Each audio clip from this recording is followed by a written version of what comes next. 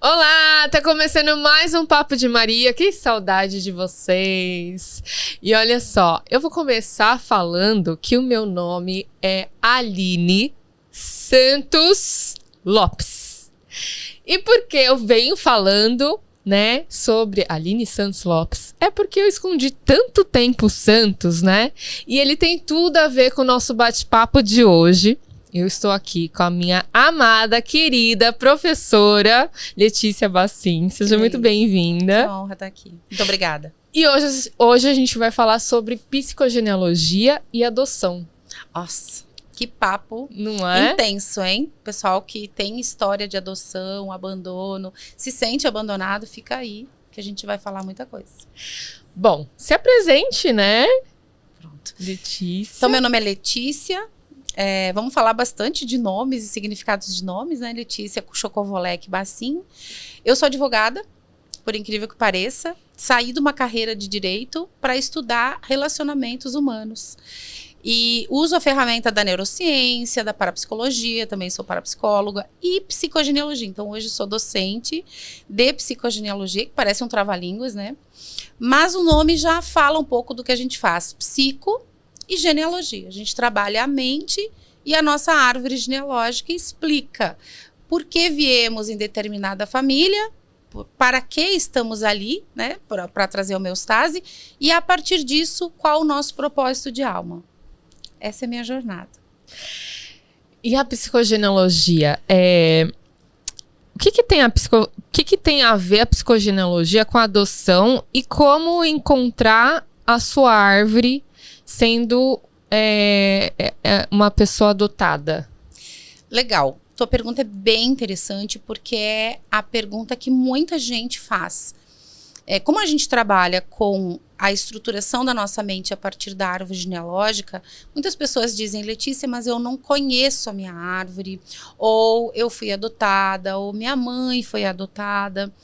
E o que a gente precisa entender é que a base da psicogenealogia, inclusive a mãe da psicogenealogia era também advogada, né? Embora ela não tenha atuado muito como advogada, mas ela foi psicóloga na França. Ela escreve as bases da psicologia e ela acaba, então, aplicando a psicogenealogia em pacientes oncológicos. Por quê? Porque a nossa mente atua sobre a matéria.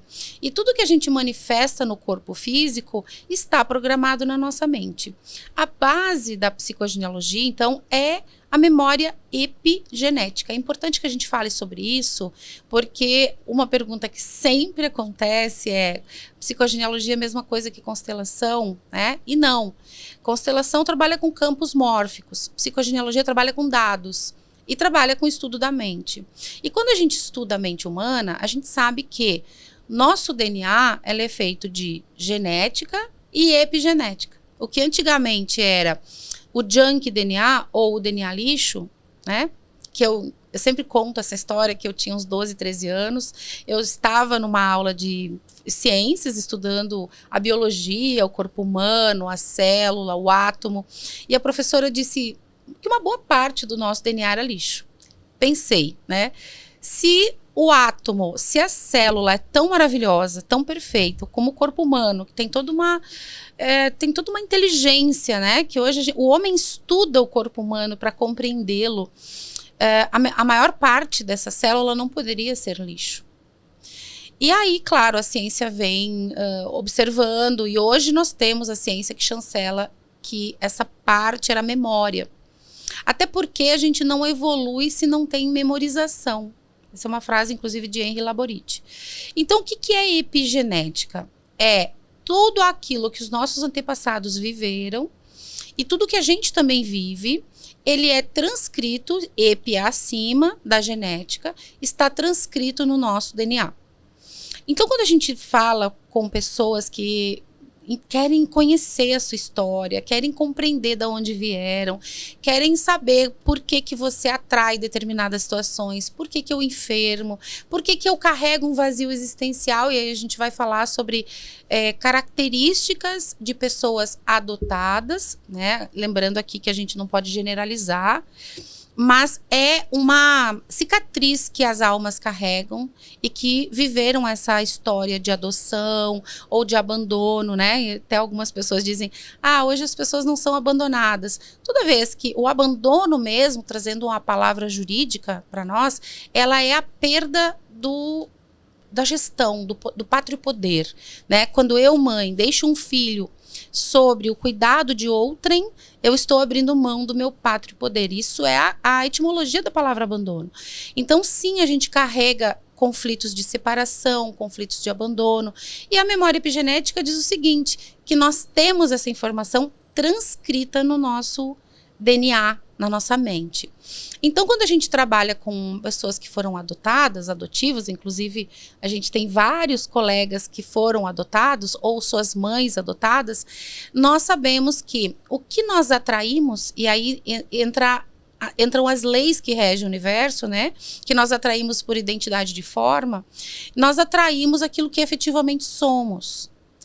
Então, na nossa mente, existe toda uma programação ancestral. Tudo aquilo que eles viveram e que o nosso grupo de pertença viveu está transcrito no nosso DNA. Então, o adotado, ele pode não ter consciência da sua história. Porque nós temos uma mente que é composta de 5% consciente, que é o que a gente está usando aqui para conversar, o nosso conhecimento, né, a nossa história consciente, mas 95% de nós é inconsciente. Só que é um inconsciente que tudo sabe. É como Matrix. É um inconsciente que tudo sabe. Então, embora você não tenha consciência da tua história, o teu íntimo sabe exatamente quem você é. E a gente atrai simbolismos, pessoas, eventos, para compreender quem somos. E aí, uma das pautas que a gente analisa para compreender quem somos a partir da nossa história é o nome.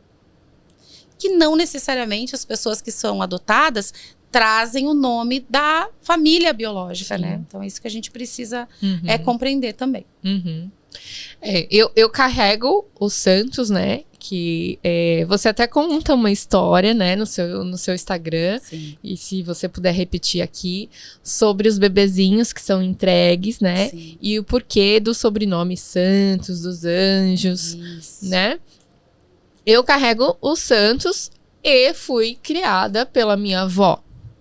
Conheci a minha mãe aos 18 anos. Então, eu faço parte aí também dos adotados, né? Sim. Conta um pouquinho sobre a história da roda. Então, assim, quando a gente estuda o nome de alguém, a gente fala do nome e sobrenome. Juridicamente falando, o nosso nome é pré-nome e sobrenome. E eu fiz um post no Instagram falando sobre o nosso sobrenome. Se alguém estiver assistindo de Portugal, né? A gente tem muito colega em Portugal. Lá em Portugal já se usa sobrenome, mas eles também falam em apelido, né? O que para nós é um apelido carinhoso, né? Por exemplo, Letícia chama de Lê. Lá em Portugal também chama apelido o sobrenome. Mas vamos usar aqui sobrenome. Quando a gente estuda uma pessoa, normalmente os sobrenomes dos anjos, de Jesus, Cruz, Nascimento. Lembrando aqui, pessoal, toda regra tem uma exceção, né? Toda análise, ela precede de uma análise do genossociograma, que é a árvore genealógica. O dos santos, nem todos os dos santos, né? Mas uma grande parte tem uma história ancestral que fala de alguém que poderia ter sido colocado numa roda de adoção, num lugar de adoção. Por quê? Né? Então, eu comecei a pegar esse fio da meada lá em Portugal. Porque lá em Portugal é que eu conheci a roda da adoção. Para minha surpresa, né? Daí fui estudar mais sobre o assunto. Aqui no Brasil temos também a roda. Em vários lugares. Ela ainda existe no mundo, sabes? Na Alemanha, por exemplo, não é mais roda, é uma caixinha climatizada. Onde as mães que na época não podiam ter seus filhos por N motivos, né? Não podiam criar os seus filhos por N motivos, porque dentro da sua programação psíquica, né? Talvez deixar uma criança, eu sempre digo que quando uma mãe segue uma gestação até o final e entrega o que é o maior tesouro na vida de uma mãe para alguém cuidar, é uma grande prova de amor. Sim. Porque ela, dentro das razões dela, entendeu que ela não ia dar conta. E muitas vezes a gente julga essa mãe dizendo, você não me amou, porque é o nosso trabalho, né? Você não me amou, você não me quis, a minha melhor escolha era estar com você. Mas dentro da programação, tinham mulheres que eram mandadas para fora de casa, tinham mulheres que tinham filhos com parceiros casados, haviam abusos, né? Inclusive, muita gente no próprio post que eu fiz no Instagram colocaram, eu sou filha de um padre, eu sou filha de uma freira, né? Eram também crianças que eram concebidas dentro de relações informais e que os pais mandavam para os conventos para aquelas meninas terem os seus filhos. Inclusive tem muitos filmes falando sobre isso. E aí as freiras, né, ou vamos dizer as enfermeiras, acolhiam essas crianças e daí para dar um nome. Vamos dar um nome. Hoje mesmo, né, quando uma criança nasce nesse contexto, muitas Vitórias, né, nascem nesse contexto. Então dava um nome, beleza, o teu nome vai ser Maria, Vitória, José, sempre um nome vinculado a alguma sacralidade. E qual que é o sobrenome da família, né? Lembrando que o sobrenome ele pode ser de lugar. Então, por exemplo, o meu sobrenome é Barcelos. Ele é um sobrenome de lugar de Portugal, porque existe uma região Barcelos em Portugal, que inclusive o galo, né, que é muito conhecido em Portugal, é um símbolo da cidade de Barcelos. Então ele pode ser de lugar, pode ser de profissão. Por exemplo, os Ferreiras, né? Os Ferreiras, ele tem um sobrenome que vincula uma profissão de ferreiro. Eu posso também ter um sobrenome de parentificação, do pai ou da mãe. Então, por exemplo, eu sou filha do Fernando, então eu sou Fernandes. Alguns sobrenomes também são de cristãos novos, né? O Brasil, ele tem muitas famílias que vieram para cá, migrantes ou fugidos. Tem muitos judeus que vieram para o Brasil e que acabaram também usando sobrenomes de bichos, de floresta. Então, os Silvas, é uma grande possibilidade de serem cristãos novos. Coelho, Barata, né? E os Santos também é um dos sobrenomes de Jesus, da Cruz, que poderiam estar vinculados a crianças que foram abandonadas, porque a família desta criança acabava sendo uma família espiritual. Então, claro, a gente não pode dizer que eu sou dos Santos, então eu fui adotada, ou meu pai foi adotado, ou minha avó foi adotada. Mas é uma linha de pesquisa. E aí o que leva a gente a olhar é o que o cliente traz para a gente como motivo de consulta. Então, por exemplo, uma criança que foi adotada, ou estou conectada com uma pessoa que foi abandonada ou que foi adotada na árvore genealógica, eu carrego uma tristeza profunda, um vazio existencial, um medo de ser abandonada. Um não pertencimento. Né?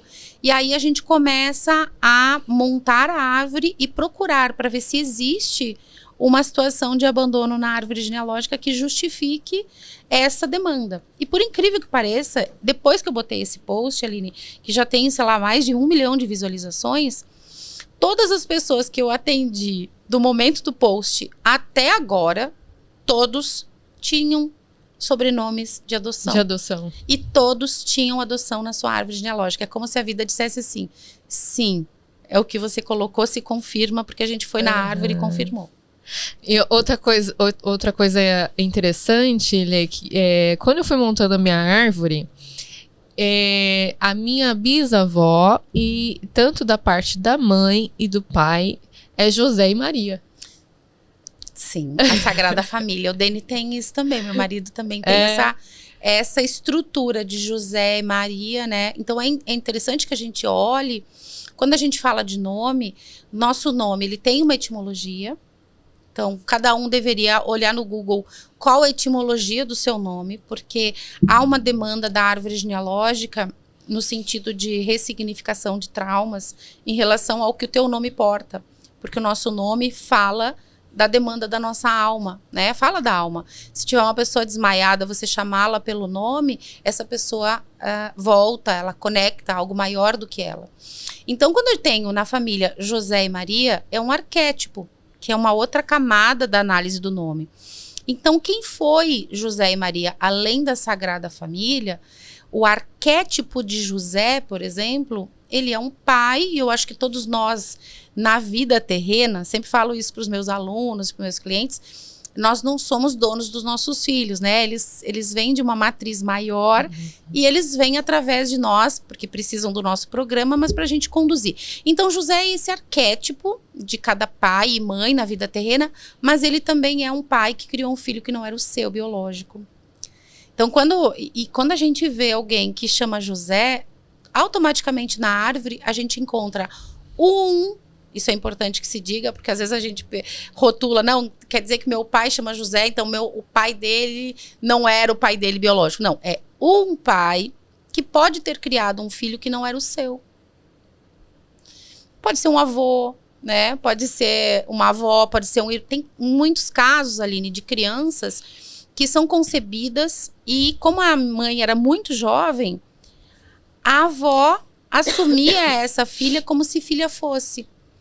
E ela é criada, junto com a mãe biológica, como irmã. Então, a pergunta por que eu venho com essa conjuntura? Né? Por que eu venho nessa condição? E aí a gente vai trabalhando as dores que cada um carrega e que precisa reelaborar. É engraçado que eu vou falar da minha árvore, claro. Estamos aqui com a nossa história. Eu comecei a olhar para a árvore e percebi que todos tinham José. José Flávio, que é meu pai, José Fernando, que é meu avô, José Marcos, que é meu tio. Então eu perguntei pro meu avô, por que José para todos, né? Sim. E aí ele falou, a gente tinha muito medo de afogamento, porque morava assim perto da praia. Então, quem tinha José tinha uma proteção maior. Porém, aí eu vou fugir aqui um pouco do assunto, porém, o Anthony, por exemplo, ele tem uma questão com água. Tanto o Anthony quanto o meu pai. Olha. Ou eles estão morando em cima de córrego, ou a casa tem uma umidade, alguma coisa. Todo lugar. E aí eu falei, eu vou olhar para isso, né? E aí tem os sonhos, né, Lê? Que a gente tem. Sim. E aí eu sonhei que tinha uma família dentro do navio, que você também fala bastante, né, sobre a sua história, mas uma família dentro do navio e dentro de um forninho tinha uma criança se escondendo. Olha. E esse pai, ele se entregava para não ser entregue à família inteira. E ele era jogado no mar. Nossa. E eu falei assim, nossa, esse pode ter sido meu bisavô, sei lá. E todos carregaram, e ele não foi visto, sim, né? E aí eu e o meu pai, né, ele tem uma tatuagem de um olho na mão esquerda, se eu não me engano. Esquerda. E aí a gente começou a conversar, também eu vou atropelando os assuntos aqui. Claro, a gente tá falando de psicogenealogia é mente e é árvore, tá tudo dentro aí a gente foi conversando, eu falei, por que você não se sentiu visto? Isso. Pela mãe, né? Lado esquerdo, né, Lê? É o inconsciente. Minha mãe. O que você tem feito hoje que você... né, tem se dedicado totalmente a fazer? Ele atende pessoas suicidas, ele não é visto. Uau. E as outras pessoas que estão ligando ali também não são vistas, sim, né? Precisa ligar. Tem uma identificação. Então, ele e o Anthony, eles têm uma ligação com esse vô, né? De toda essa história do José, sim, que provavelmente foi jogado ao mar. Que é uma morte mal elaborada, né? Que é alguém que tirou a própria vida. Quando você diz... teu pai trabalha no CVV, dois casos como de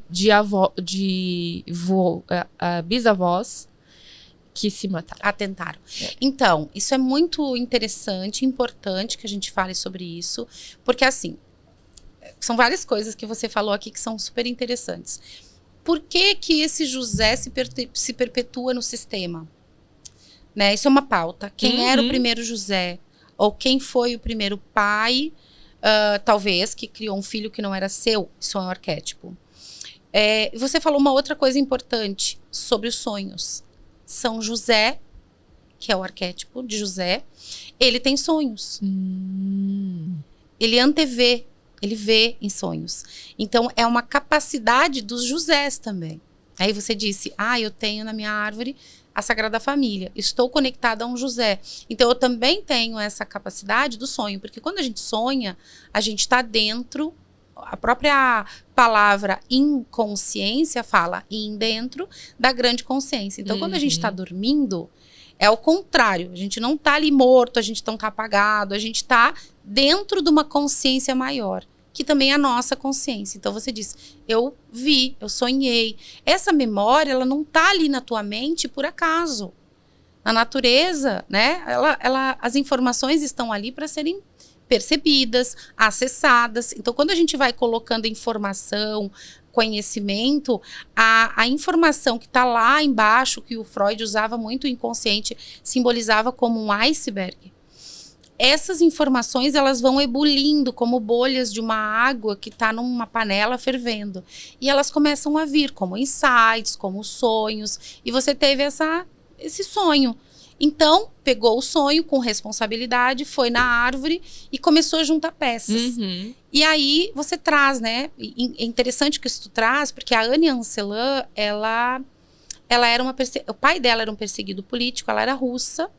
E ela chega na França dentro de um caixão. Ela conta essa história, com 13 anos. Ela conta essa história. Eu sei que os meus avós também ficaram 3 meses num porão de navio, porque também vieram fugidos.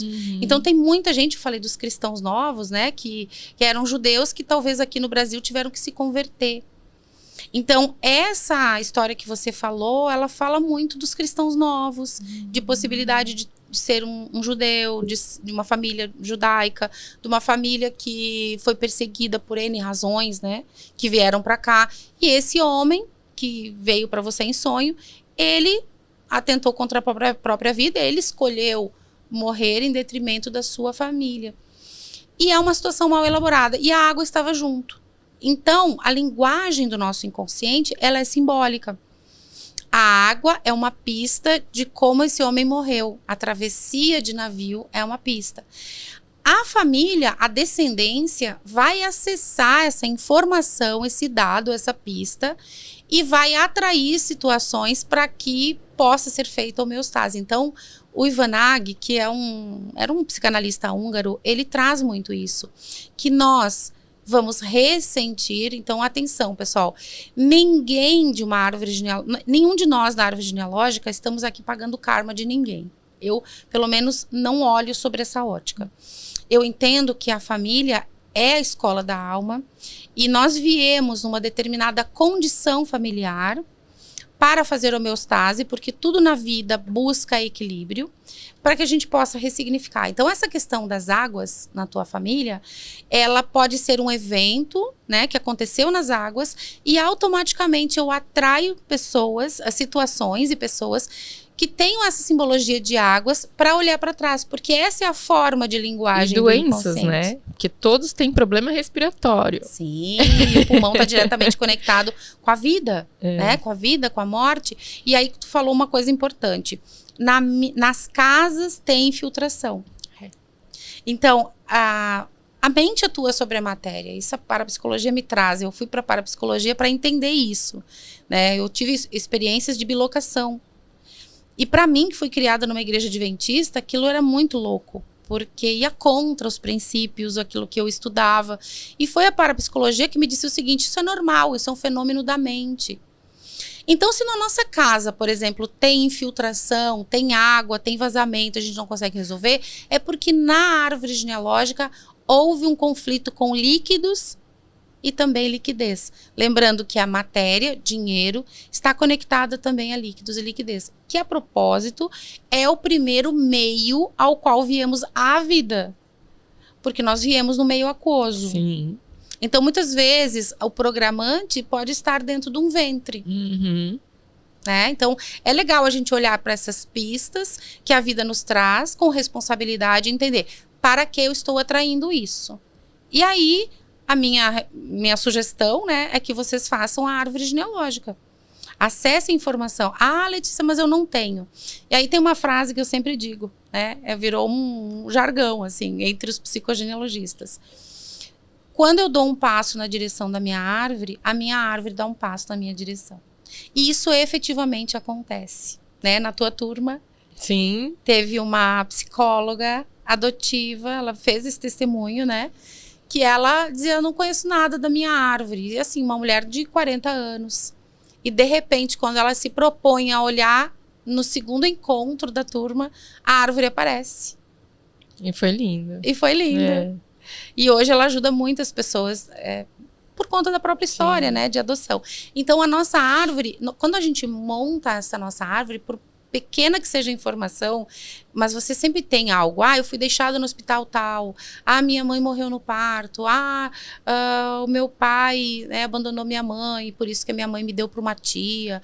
Ou para a patroa que cuidou. Eu tenho N casos, né, que eu atendo muitos adotivos. Inclusive, uma das ferramentas que a gente usa na psicogenealogia, tu falou da tatuagem, é a tatuagem. Uhum. Que é outra polêmica, né? A gente posta isso e a galera da tatuagem enlouquece. Porque eu falo, né? São os jargões da internet, né? Toda tatuagem é uma dor. E daí vem a galera, não, mas eu fiz uma tatuagem, homenagem, blá, blá, blá. E eu sempre digo, gente, o nosso corpo a sua pele é um papiro sagrado. Então, cada pedaço do nosso corpo, ela tem uma simbologia arquetípica, as letras hebraicas, a função do órgão. E, né, na nossa pele, a gente transcreve as memórias ancestrais. Tem uma frase da Françoise Douto, que é professora da Anne, que ela diz assim, o que uma geração cala, a outra carrega no corpo. Então, nós analisamos as tatuagens como forma de compreender a programação de dor da árvore genealógica. Então, a gente analisa o que a pessoa tatuou, onde ela tatuou, a data que tatuou. Então, foi a pergunta que tu fez pro teu pai. Quem não foi visto, o que precisaria ser visto? Ele tatuou na mão, né? Um olho. Então, uma coisa é um olho, outra coisa são dois. Né? Quando a gente olha um olho, também posso pensar na pineal, que é a conexão com o plano espiritual. Também poderia fazer perguntas, né? Teve alguém que morreu precocemente, crianças que foram abortadas, né? Uma pessoa que não foi vista na árvore porque era um filho fora do casamento. Poderia perguntar N coisas. Poderia buscar também, em relação ao olho, olha que bacana, as letras hebraicas são um estudo profundo. E a letra hebraica que fala dos olhos é a letra O. Eu tenho um irmão que chama Oscar, que tem um tumor de hipófise e que na cirurgia ele perde a visão de um olho. Então, as pessoas que carregam, principalmente na primeira letra do nome, a letra O, eles vêm na árvore genealógica para ver os não vistos ou para buscar os não vistos, que podem ser calados, que podem ser abusos, que podem ser pessoas, que podem ser, enfim, N coisas, né? Um crime que não foi visto, né? Uma pessoa que não foi incluída no sistema, mas o meu nome conta essa história. Então, a gente tem aí um mapa de muitas coisas, nem falei aqui dos dentes, que também é uma ferramenta que a gente tem para olhar para a história ancestral, porque os nossos dentes, 32 dentes, não por acaso, né? São de um cristal, o mesmo cristal que a pineal, e que transmitem muita informação, muito mais circuito elétrico do que o próprio cérebro. Então, a gente pode fazer uma decodificação dental e buscar a história ancestral. Tem muitos meios, né, Muitos. Lê? Não, você vai encontrar um meio. E também os sonhos, né, que a gente acabou de falar, né? As marcas de nascença, né? Por exemplo, eu postei um vídeo que algumas pessoas ficaram confusas ali com o Heitor, né? O Heitor, ele é seletivo e vem com uma marquinha de nascença na barriga. E o Romeu, né, que é o mais novinho, conta a história que ele estava comendo a comidinha dele, e de repente alguém atirou na barriguinha dele. Isso. Então, são memórias genéticas que ele traz, né, ainda 3 aninhos, né, Tá Sim. muito fresco ainda. Tá muito fiel à informação. Então, são esses pequenos detalhes, né? O que essa marca de nascença tá querendo dizer para você? Onde ela tá? É Né? importante isso que você tá falando, porque com base na neurociência, gente, a frequência de onda cerebral de uma criança, ela é, de uma forma prevalente, teta. E quando você coloca uma pessoa em hipnose, você coloca em onda teta. Tanto que tem a técnica do teta healing, né? Então, uma criança até os 7 anos, sim ou sim, ela não tem nível de consciência, então os psicólogos aí que estão, né, nos assistindo vão chancelar essa informação. A gente tem, e aí a Kabbalah, né, que eu associo na psicogenealogia, que é o estudo da mente, das leis humanas. A Kabbalah nos traz muita informação. Então, até os 3 anos, a criança, ela ainda está identificada com a própria mãe, ela é una com a mãe. Tanto que quando ela pede um suco, uma água, ela diz assim, me dá água pro nenê. Ela não consegue dizer, dá água para mim, né? Dá água para a Letícia, dá água para o nenê. Depois dos 3, ela começa a perceber que ela é um ser individual, né? E até os 7, ela começa então a fazer essa transição, se desconectar. Até os 7 anos, a criança tem o timo aberto. O timo tá aqui, ó, bem no centro do peito. Então, a criança até os 7, ela traz a memória fresca do inconsciente familiar. O que ela fala, o que ela sente, a enfermidade dela é um programa ancestral. É uma memória que pode estar no projeto sentido gestacional, que é um lapso que precede concepção, que tem uma grande influência do pai nos 9 meses que antecedem a concepção, o momento da concepção, a gestação, daí tem mais influência da mãe, até os 7 anos. Então, esse lapso é o lapso do projeto sentido gestacional. E a criança está 100% trazendo a história da árvore genealógica. Tanto que a gente diz, a criança não mente, mas ela está trazendo, às vezes, uma história que é da sua árvore genealógica. Só que ela traz isso às vezes com uma história, com uma fantasia. E eu faço uma associação para quem tem pai, mãe ou esquizofrênico em casa, né? O professor Sérgio, sempre cito ele, porque ele é um brasileiro, ele é referência em pineal no mundo. E o professor Sérgio, acho que é a grande referência aí no estudo da mente e da espiritualidade, né? Quem sabe uma hora vem aqui no teu programa. Ele diz o seguinte, a diferença entre um louco e um médium é a gestão daquilo que ele acessa. Então, uma criança pequena, ela está acessando o seu inconsciente. Uma pessoa que está com Alzheimer, ela perde a mente consciente, mas aquilo que está no banco de dados, ela traz informação. O esquizofrênico, ele tem comportamentos de repetição, ele tem uma situação de perseguição, muitas vezes, né? Então, as pessoas que têm essa oportunidade, vamos dizer, na sua árvore genealógica, observem o que a pessoa fala. Porque isso que você falou, eu estava comendo e levei um tiro na barriga. Ele não viveu isso. Mas essa pode ser uma história da árvore do pai ou da árvore da mãe, porque a criança é 50% pai e 50% mãe. Então, se a gente vai atender, não a criança, né? Porque a psicogenealogia é uma ferramenta de autoconhecimento.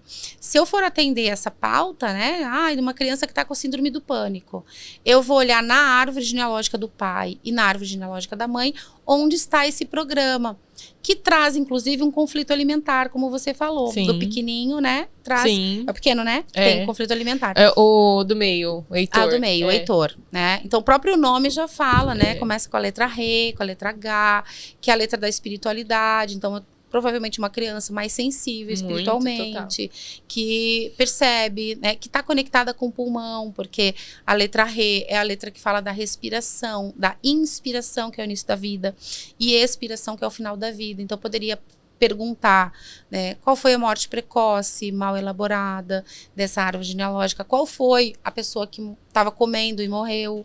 Então, quando a gente pega esses dados, a gente vai buscar desdobramentos. Aí eu posso trazer aqui a nova medicina germânica do Dr. Hammer. O que o Dr. Hammer diz? Que quando a gente vive um biochoque, né, então, por exemplo, tinha uma pessoa comendo em uma determinada geração da árvore genealógica e levou um tiro. Essa pessoa não estava sozinha comendo. provavelmente tinha alguém na cena da casa, né? Como um filme. Ou estava num bar, ou estava num restaurante. As pessoas que vivenciaram aquilo, que viram aquilo, transcreveram essa informação. E a descendência acaba trazendo no próprio corpo, como você falou, sinais. Eu já atendi N pessoas que têm um determinado sinal no corpo que fala de uma história ancestral, de um tiro, de uma facada. Atendi uma pessoa que ela tentou se matar, né? E que a neta carrega no corpo a cicatriz do lugar do tiro. Né? A mancha no lugar do tiro. Então, não existe coincidência, gente. Nós temos um corpo terreno, um corpo matéria, e nós temos o prana, que é o corpo etéreo. O corpo etéreo guarda a cicatriz. Tanto que a gente fala, por exemplo, da dor fantasma, do membro amputado. Uhum. Né? Vamos pensar no excluído do sistema enquanto um membro amputado. A família guarda a informação da completude do seu sistema. Se aquele membro amputado, excluído, né, quer seja parte do teu corpo, quer seja uma pessoa que foi excluída do sistema, o inconsciente familiar, o corpo etéreo da família, guarda a informação do pertencimento daquela pessoa.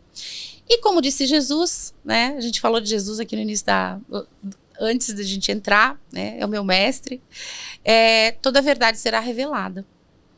Então, não existe segredo na árvore genealógica, né? As mensagens, a nossa verdade, ela vai vir à tona. E eu até cito aqui como referência uma série que eu digo que é muito legal para a gente conhecer um pouco mais a aplicação da psico, que é a This Is Us. A This Is Us, ela fala da adoção. E em um determinado momento, dando spoiler pra galera, né? Fazer o quê? Meus filhos dizem, mãe, tu é horrível, você dá spoiler. Num determinado momento da série, o rapaz que é adotado, ele tem uma vivência com a mãe. Num lago.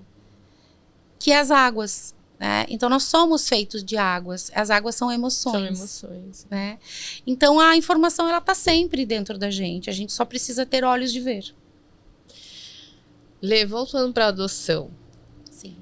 Mudar ou não mudar o nome da criança? Jamais. Jamais mudar um nome. Quando a gente estuda o nome, e esse conhecimento é da Kabbalah, o nome é uma emanação divina.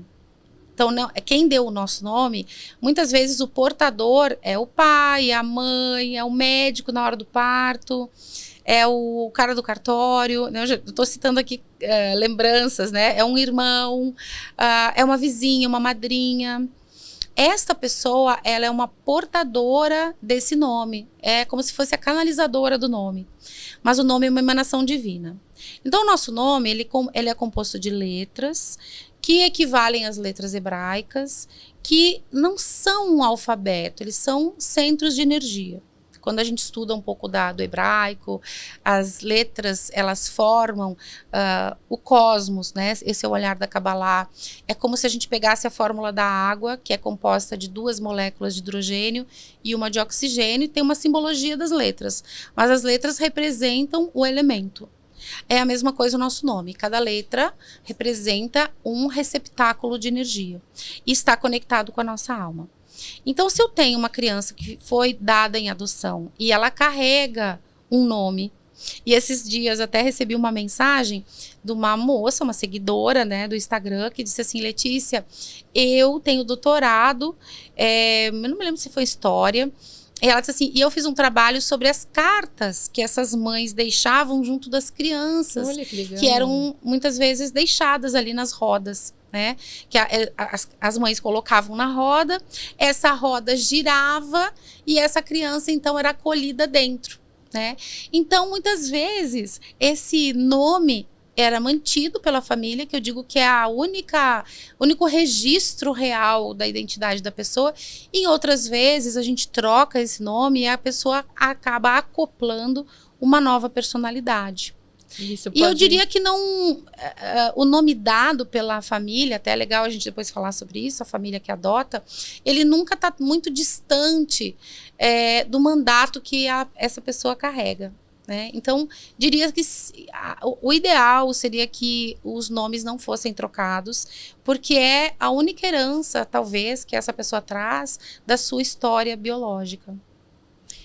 E contar ou não contar para essa criança? Sempre contar.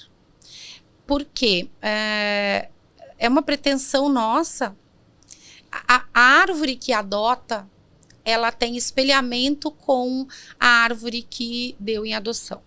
Quando eu falo espelhamento, as dores são as mesmas. Então, por que muita gente diz, eu tive sempre vontade de adotar alguém? Porque na sua árvore genealógica, talvez alguém foi dado em adoção, né?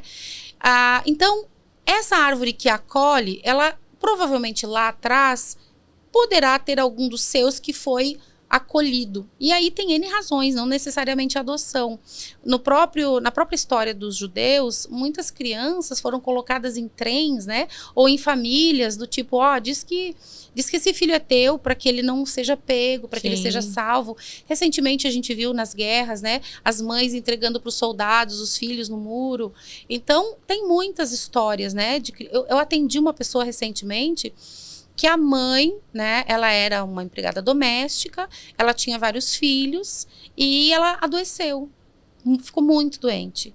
E a patroa, ou mais de uma patroa, né, elas disseram assim, deixa que eu cuido da fulana, deixa que eu cuido da Beltrana. Só que depois essa mãe se restabeleceu e ela foi buscar seus filhos de volta e as patroas não aceitaram. E essas crianças, né, essas meninas, acabaram sendo tratadas como se empregadas fossem, sob o manto de um cuidado maior, né? Essa é uma versão, né? De repente as patroas, né, tenham dito, mas eu dei tudo, eu dei escola, eu dei casa, eu dei cuidado, em troca ela estava ali trabalhando. É uma percepção de cada um. Mas a dor que ficou nesse sistema familiar foi não me devolveram as minhas filhas. E esta informação da adoção real ou dessa situação que acontece, ela está gravada epigeneticamente no inconsciente familiar. Então, a pessoa que estiver conectada, né, que às vezes carrega o mesmo nome, às vezes bate as datas de nascimento, concepção ou morte, ou a ordem de nascimento, que a gente chama de simetria, né? São aspectos comuns. Quando eu estou conectada com uma pessoa que foi adotada para ressignificar a sensação de abandono, da menos-valia, eu sei desta informação. O meu inconsciente, que representa 95% da minha mente, sabe desta informação. Ela não é a nível consciente, mas ele sabe. Então, não falar, às vezes, é pior, porque eu vou rodar um programa, às vezes até de confronto com os pais adotivos, porque a alma vai buscar a sua verdade. Então, seria muito mais digno, né, desses pais que acolhem, a gente tem muitos, né, que dizem, olha, você é meu filho de coração, e vai contando. E tem muitas mães adotivas que dizem, eu vou te apresentar a tua mãe biológica. Né? E eu acho que isso é bonito, porque é um sentimento altruísta e não é um sentimento de posse. De posse. Então, eu sempre sugiro, a Françoise Douto sempre sugeriu, fala, conta, porque a criança sabe. O inconsciente sabe. Sabe. Vamos falar um pouco sobre síndrome de aniversário? Vamos. Essa palavra, síndrome de aniversário, algumas pessoas pensam que é por conta do aniversário, e não tem nada disso, né? Então, quando a gente fala em síndrome de aniversário, é o trauma faz aniversário. Ontem mesmo atendi uma pessoa, talvez ela, né, assista, vai saber que é um pouco da história dela. A gente não fala nome, mas são as histórias que, de alguma forma, a história das pessoas acaba ajudando os outros a tomar consciência, né? É muito legal isso. Que ela disse assim, Letícia, eu fiquei muito mal quando o meu cachorro morreu. E depois que meu cachorro morreu, eu acolhi outros cachorros. E outros tantos. Aí eu perguntei para ela, né? Mas como é que eram esses cachorros? Você comprava o cachorro? Você ganhava o cachorro? Você adotava os cachorros? A maioria era adoção. A maioria adoção. E o sobrenome dessa pessoa, né? Era um sobrenome dentro desses que a gente falou antes. Tá dentro desse guarda-chuva, né? De Jesus, da cruz, dos anjos, do nascimento, dos santos, né? Tá dentro desse guarda-chuva. E aí ela diz assim, foi muito doloroso para mim, quando meu cachorro morreu, eu parei. Eu literalmente parei minha vida, entrei em depressão profunda. Então o que acontece? Né? Isso é outro ponto nevrálgico quando a gente fala de cachorro, porque hoje a gente tem muitas pessoas dizendo meu cachorro é meu filho. Sim. E, na verdade, não são de um outro reino, inclusive. Porém, quando você coloca um animalzinho entrando no teu sistema familiar como filho, a pergunta é, qual foi o conflito com um filho na árvore genealógica? E aí, eventualmente, trazendo esse caso onde esse cachorro morre e ela empaca, não deixa de ter a possibilidade de ser uma síndrome de aniversário, que é o quê? Quando o trauma faz aniversário. Então, a Anne Celan, ela cita no livro dela, né, Meus Antepassados, que a propósito a gente não tem no Brasil reeditado, né, ela morreu, e tem uma empresa na Espanha que cobra uma baba pra gente republicar o livro dela. Fica aí o protesto. Eu quero ver se eu faço o livro dela comentado, porque é um absurdo o que fazem. Então, o que acontece? A gente vai repetindo de geração em geração o evento dramático para que ele possa ser percebido a nível consciente e ser ressignificado. Então, no livro dela, ela cita um exemplo, que durante 4 gerações, uma criança de 6 anos sofreu um acidente indo para a escola. Sempre na mesma idade, sempre indo para a escola. Quando a gente vai retrocedendo as gerações, a gente chega na geração programante. Que lá na geração do trisavô, o bisavô viveu isso, a gente tem um pai que morreu era num lugar em Verdun, na França, que tinha muitos campos minados, e esse homem pisa num campo minado, a bomba explode e ele morre. E o filho tinha 6 anos, e por conta da morte do pai, ele tem que sair da escola. Então, o inconsciente registra partes da informação. Bomba, Verdun, França, pai, criança, 6 anos, escola. Porque o nosso cérebro reptiliano, ele tem essa linguagem de sobrevivência. Então, ele vai registrar essa informação para que ninguém mais vá num campo minado. A França pode ser um lugar que eu não gosto. Escola pode ser um lugar ruim, pai morre cedo. Ele não tem a lógica do neocórtex e do límbico. Então, a gente vai acessar... As nossas informações que nos causam síndrome do pânico, enfermidades, são informações que estão no cérebro reptiliano. É por isso que a psicogenealogia fala com essa parte da mente, que é a reptiliana. Porque lá eu tenho os registros de dor e que se revisitam. E esse revisitar, que muita gente chama de maldição hereditária, que fica uma bandeira minha, eu levanto essa bandeira aos 4 cantos da terra e tenho, de alguma forma, feito com que os meus alunos entendam isso e seja um eco dessa voz. Que não existe maldição hereditária. Que existe uma lógica na vida, a vida é perfeita, e que essas repetições, elas são providenciais para que a gente olhe para o evento programante. E que cada alma vem com uma missão, com um propósito de ser para o outro. E que muitas vezes esse dano, e muitas vezes esse pai morre, essa criança fica órfã com 6 anos, né? Às vezes o pai não morre, mas o pai abandona ou sai de casa quando a criança tem 6 anos. A criança tem um problema na escola aos 6 anos. E é isso que a gente chama de síndrome de aniversário. Então, quando a gente começa a estudar a psicogenealogia, tudo é informação pra gente. O que está acontecendo? Tudo tem um dado, tudo tem uma informação. Então, de repente, 6 anos é uma idade que a criança vai para a escola e a criança começa a chorar, não quer ficar na escola, berra, quer ficar com o pai, com a mãe, e não tem jeito dessa criança sair desse lugar. A sugestão que eu dou é: vai lá olhar na árvore genealógica qual é o conflito de separação da mãe. Por que essa criança tem medo dessa separação? Pode ser que tenha na árvore genealógica uma mãe morrido muito cedo, uma criança que foi dada em adoção, uma criança que perdeu pai ou mãe aos 6 anos. Porque ela está trazendo essa informação no inconsciente. Ela está vivendo uma síndrome de aniversário. E a gente atrai essas oportunidades, né? Que não são maldições hereditárias. É a lei. Deus fez, eu chamo de Deus, né? Chame você do que você quiser, grande consciência, Buda, enfim, o que você quiser. É só uma expressão. Até porque se a gente for para a Índia e a gente ouvir uma pessoa que fala da astrologia védica, ela vai ter um linguajar, uma capa, né? Uma nomenclatura. Mas a gente sempre fala da mesma essência, né? Jesus com 12 apóstolos, 12 signos, isso sempre guarda a mesma essência. Então, não é a nomenclatura. Então, quando a gente olha para isso, a gente percebe que Deus, né? Então, eu vou chamar de Deus, criou a vida de uma forma perfeita. E existem leis que regem a vida. E essa lei, ela não precisa de ajuste. A vida não precisa de ajuste. A criação é perfeita.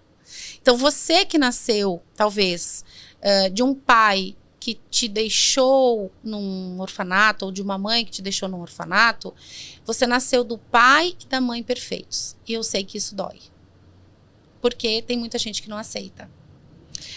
E diz, não, eu não posso, eu não reconheço a minha mãe. Só que no teu sangue, na tua mente, o que roda é o programa dessa mulher e desse homem. Pai.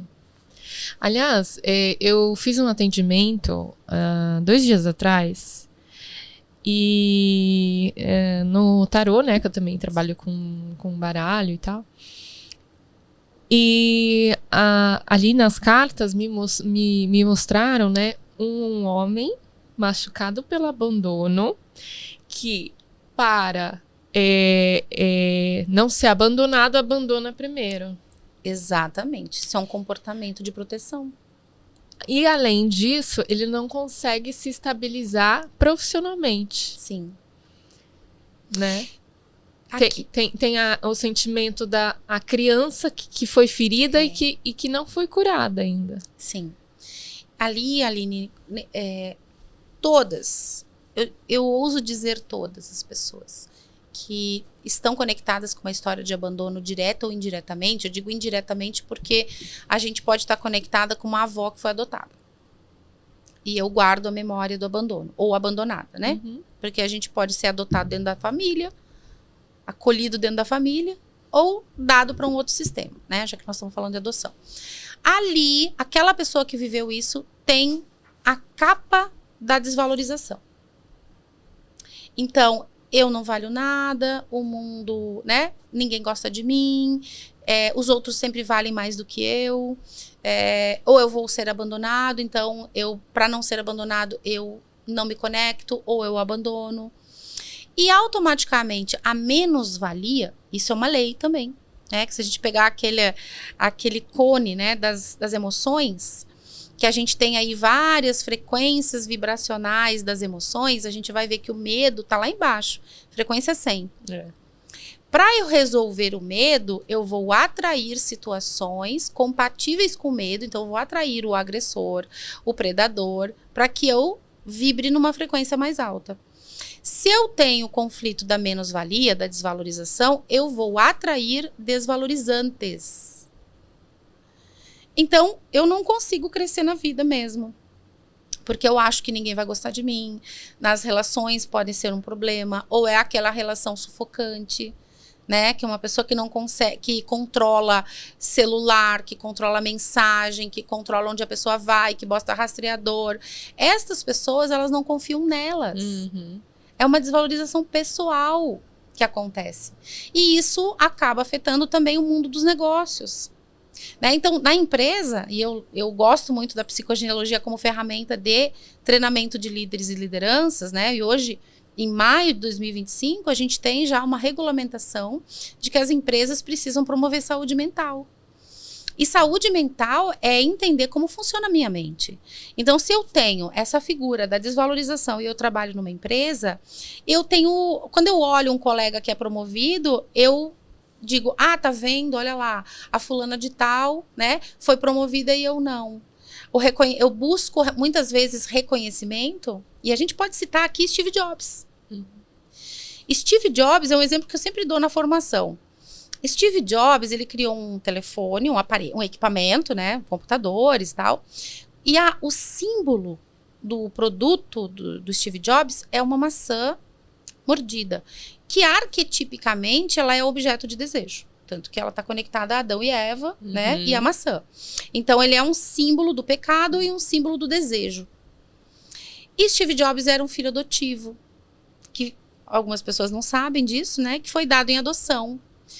O avô dele não quis que a mãe e o pai biológicos, né, cuidassem dele.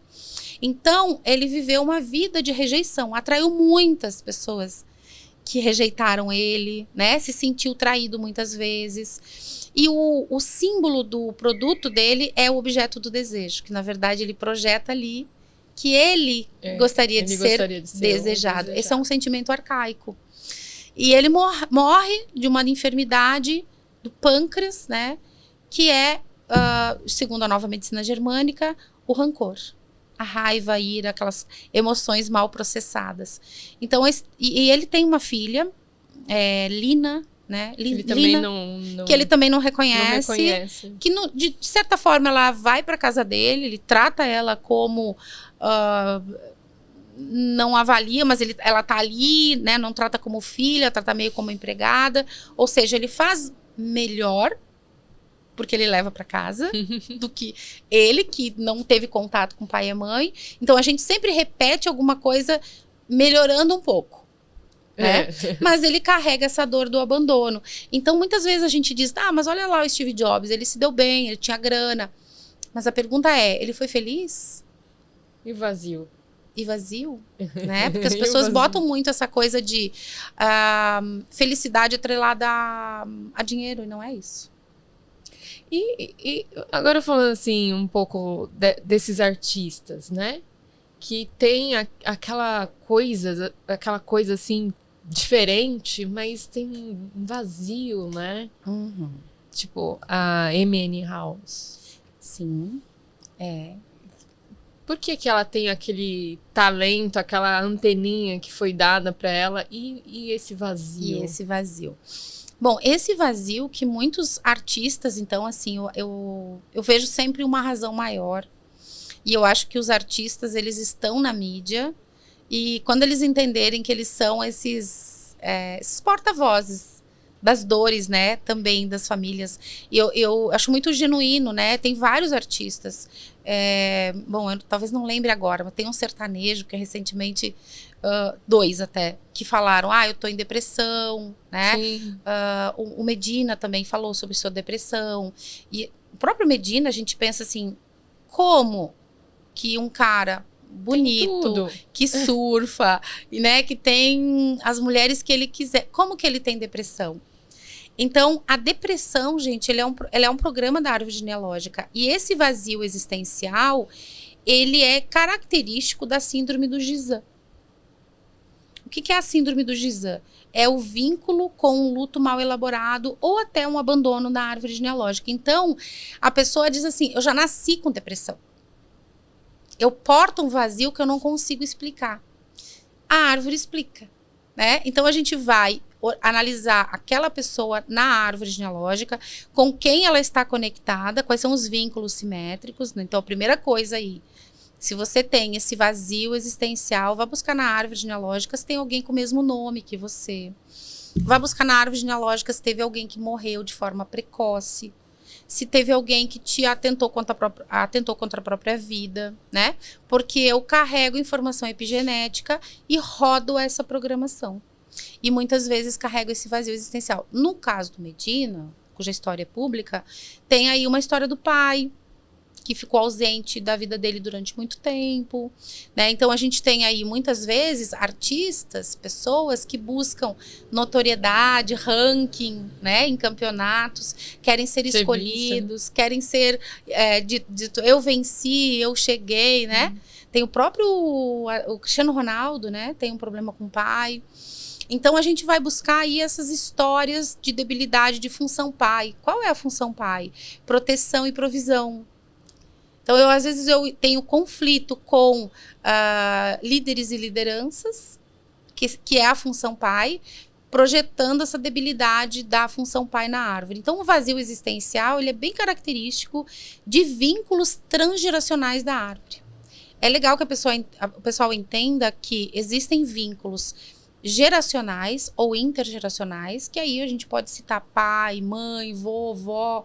A gente tem contato, a gente briga, faz as pazes, resolve os nossos problemas ou não, vai embora, a pessoa morre e de repente não se falavam, e tem aquele arrependimento, aquela culpa que fica, só que isso está mal elaborado. Eu sempre pergunto para a pessoa, você acha que isso está elaborado? Não, não tá. Então vai vir um descendente na árvore com a missão de reelaborar isso. E aí vem com esse vazio existencial, característico de alguém que está conectado com um luto mal elaborado, né? Uma mãe que perdeu um filho muito jovem, suicídio, assassinatos. Tem muitas pautas aí que geram os Jizãs.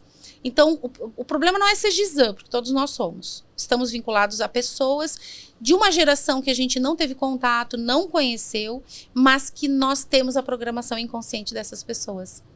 E aí a gente tem sintomas, que são depressão, vazio existencial, né? Às vezes a depressão, ela é constante, as pessoas dizem, eu já nasci assim. Às vezes é a partir de uma síndrome de aniversário. Então, por exemplo, eu tô conectada com uma pessoa que atentou contra a própria vida aos 25 anos. E um descendente conectado com essa pessoa, às vezes tem o mesmo nome, né? Aos 25 anos tem uma depressão. E é inexplicável, porque eu tô bem casada, eu tenho filhos, eu tô bem empregada, nada justifica essa depressão. Então eu digo assim, gente, se algo se manifestou em você, quer seja um sintoma, uma enfermidade ou uma dor emocional, ela tem uma função. E essa função é para olhar para o transgeracional. E é por isso, Aline, que eu não gosto da palavra cura. Os terapeutas vão me odiar. Porque essa é uma palavra que é amplamente falada em cura. E eu digo assim, gente, enquanto... Vou usar uma linguagem de advogado aqui. No direito, eu sempre cito essa referência. O processo acessório segue o processo principal. Se eu tiver um processo contra você de execução de título e tiver uma ação de indenização, eu vou apensar os processos. Antigamente, quando eu advogava, né, quando o processo era físico, hoje é tudo digital, os processos eram apensos com uma cordinha, eles tramitavam junto. Eu uso a mesma lógica para o universo terapêutico e as programações psíquicas, onde o acessório, ele é o sintoma de um descendente, ele é um comportamento, é um problema alimentar, ou é uma imagem, eu tenho a imagem de que eu recebi um tiro na barriga, e a criança repete aquela história. Então esse é o acessório. Esse acessório, ele tem um programa no transgeracional que reverbera nesse sintoma, nesse comportamento. Quando eu resolvo o principal, o acessório perde a necessidade de existir. Agora, se eu vou simplesmente no sintoma e curo o sintoma, eu perco a linha. O que é essa enfermidade quer me mostrar em relação a algo do transgeracional, onde tenho a raiz do problema?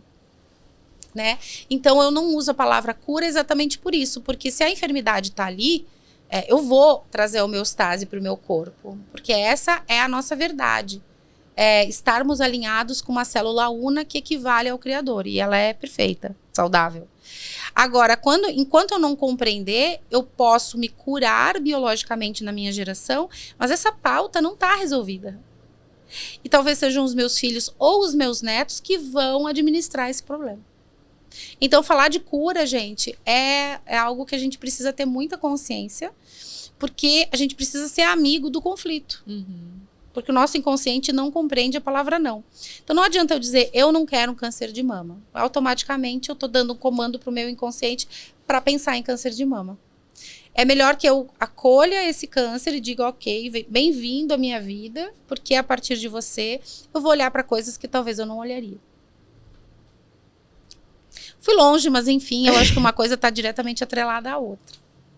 E é ressignificar, né? Vamos falar da caixa, que é maravilhosa. Vamos.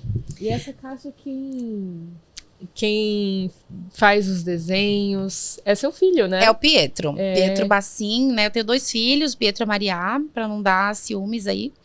Pietro é design gráfico. Pietro faz todas as capas dos meus livros, exceto o primeiro, que foi feito... a capa é do Luciano Martins e todos os desenhos internos são da minha filha, né? Maria que faz medicina. Tem uma história, uma hora a gente fala sobre essas coisas dos Jizãs. Então, esse livro foi feito, Aline, ele é com base no meu questionário de atendimento.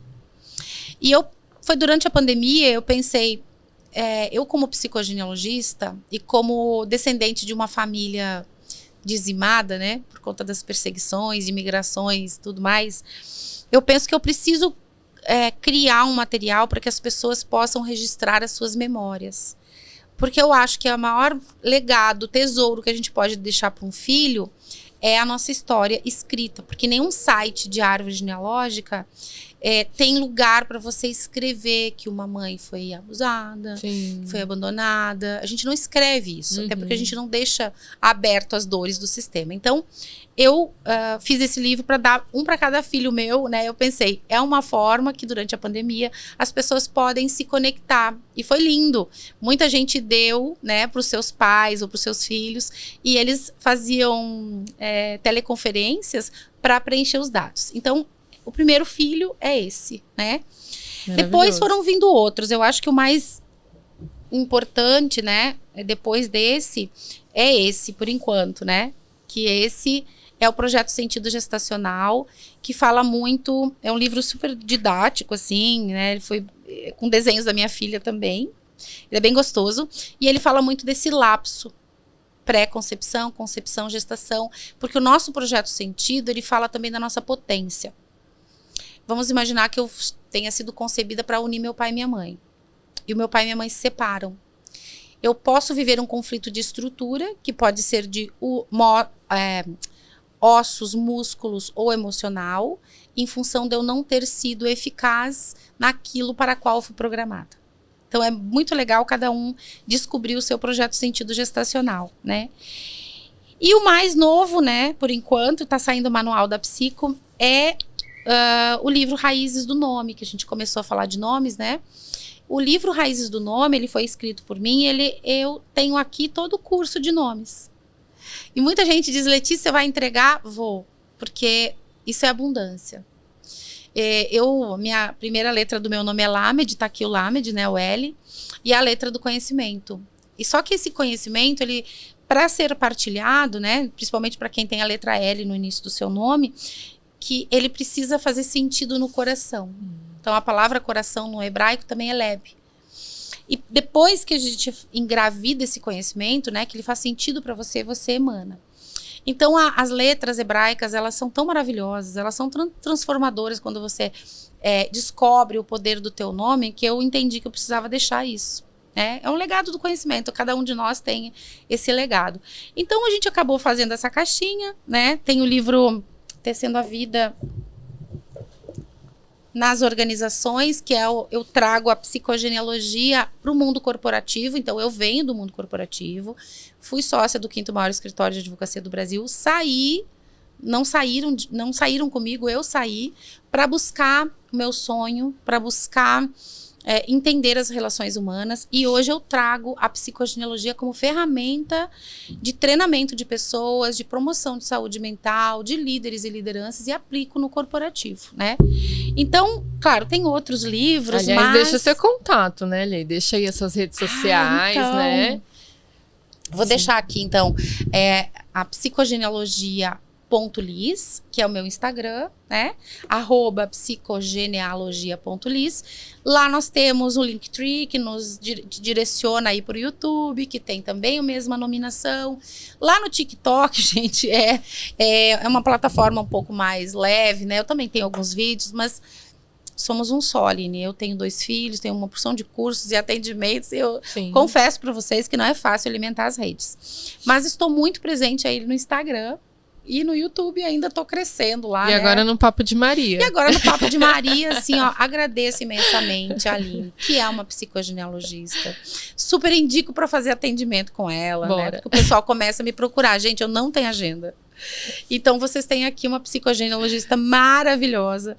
Porque, não que eu não queira atender, eu até atendo algumas pessoas, mas, Aline, eu fico pensando assim, se a psicogenealogia caiu na minha mão, eu preciso levar esse conhecimento a mais pessoas. Com certeza. Então, às vezes, eu fico com uma pessoa e fico pensando, eu poderia estar dando um workshop para 10, 20, Sim. 30, né? A formação agora teve 35 pessoas, que eu considero muito, né? O meu limite é 32, porque tem tudo a ver com a árvore da vida, as letras hebraicas, né? Porque eu não tenho interesse em fazer, alastrar esse conhecimento na quantidade, mas na qualidade dos profissionais, como você. Então, eu convido a todos aí a conhecer a sua árvore genealógica, e conhecer a psicogenealogia como ferramenta, porque assim ela foi criada, de autoconhecimento. Eu posso dizer que é uma ferramenta incrível, uma ferramenta que transforma. E é uma ferramenta que precisa ser entregue, sim, porque tem tanta gente aí com tantas dores, né? Todo mundo tem, né? Tem.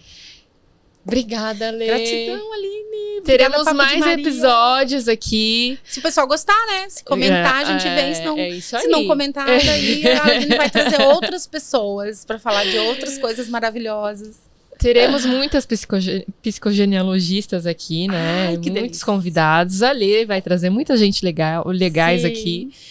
Fica aqui o Papo de Maria de hoje. Deixa um recadinho, Lê. Gente, olha, aquela frase que eu dei antes, quando a gente dá um passo na direção da nossa árvore, ela vem na nossa direção, entendam que realmente a árvore se move e que é na nossa árvore, nas dores da nossa árvore, que nós temos as nossas maiores potências. Muitas pessoas estão aí procurando seu propósito, olham longe e deixam de olhar perto.